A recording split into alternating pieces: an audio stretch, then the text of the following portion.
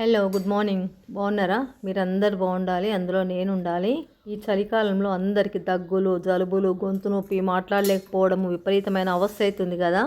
అది తగ్గాలంటే ఏం చేయాలంటే నీళ్ళ చారు చేసుకొని సూప్ లాగా అయినా తాగొచ్చు, అన్నంతో అయినా తినచ్చు. చాలా తొందరగా రిలీఫ్ ఉంటుంది మనకు.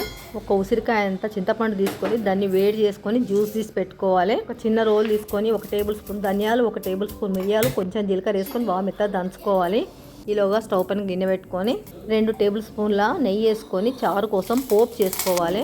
పోపు వేగంగానే మనం దంచి పెట్టుకున్న పొడిని 2 టీ స్పూన్లు వేసుకొని మంచిగా కలుపుకొని చిటికెడు మెంతి పిండి, 1 టీ స్పూన్ పసుపు వేసుకొని ఒక 1/2 టీ స్పూన్ అల్లం వెల్లిగడ్డ పేస్ట్ వేసుకొని మనం తీసి పెట్టుకొని చింతపండు రసం కూడా గిన్నెలో పోసుకొని కలుపుకోవాలి.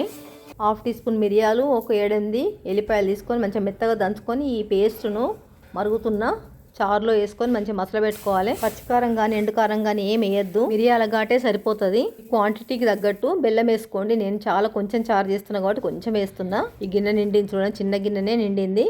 ఇది వేడివేడిగా ఎప్పటిదప్పుడే తాగాలి. అన్నంలో పోసుకొని తిన్నా కూడా వేడిగా తినాలి. చారు మంచిగా మసిలింది. కొద్దిగా కొత్తిమీర వేసి స్టవ్ బంద్ చేస్తున్నా, ఇంకా అయిపోయింది. స్టవ్ బంద్ చేయగానే ఒక బౌల్ తీసుకొని మీకు కావాల్సినంత సూప్ పోసుకొని వేడిగా తాగండి. చాలా వేడిగా ఉండాలి. ఎంత వేడి తాగలుగుతుందో వేడి తాగండి. చారు వేడికి, మిరియాల ఘాటుకు, ధనియాల ఘాటుకు గొంతు చాలా రిలీఫ్ ఉంటుంది. గొంతులోకి దిగుతుంటే ఎంత హాయిగా అనిపిస్తుంటుంది అంటే అంత హ్యాపీ అనిపిస్తుంది.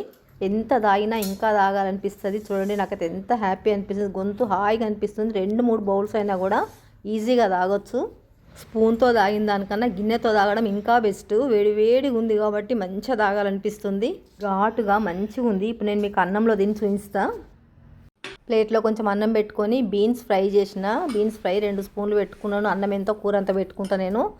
ఇప్పుడు మన చారు వేడిగా ఉంది చూడండి. చారు పొగలు కాకుతుంది. ఆ పెద్ద గంటతోని 3-4 స్పూన్లు పోసుకున్నా. చూడండి, పల్లెమంతా చారైంది. దాంతో అన్నపూర్ణ మతకు దండం పెట్టుకొని తింటున్నా. మామూలుగా తినొస్తలేదు, చారు ఎక్కువైంది కాబట్టి ప్లేట్తో తాగాల్సిందే. మేము చిన్నగా ఉన్నప్పుడు ఇట్లనే తాగే వాళ్ళము.